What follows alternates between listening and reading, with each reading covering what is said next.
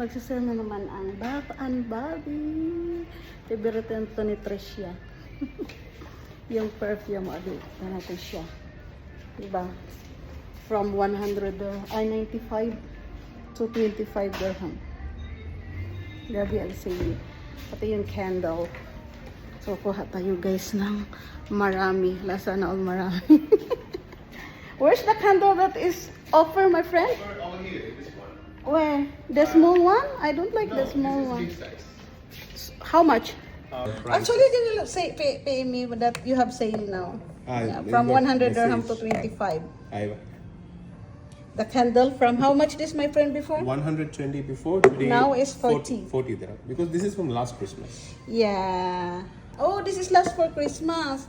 Only one. Yeah, we had one before the last. So guys, dito na ako sa bahay. At ito na po yung na-shopping ko sa Bath and Body dahil naka-sale sila. Actually guys, matagal na silang nagsisale. Hindi ko lang nakita.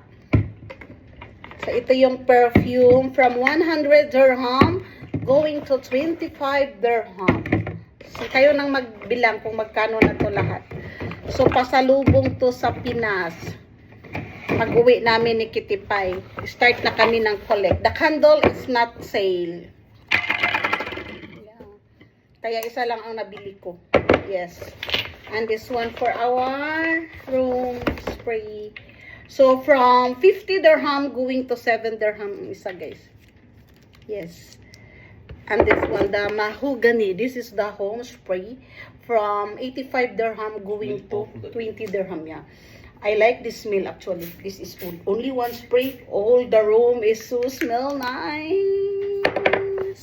And you know guys, I get also a points from there.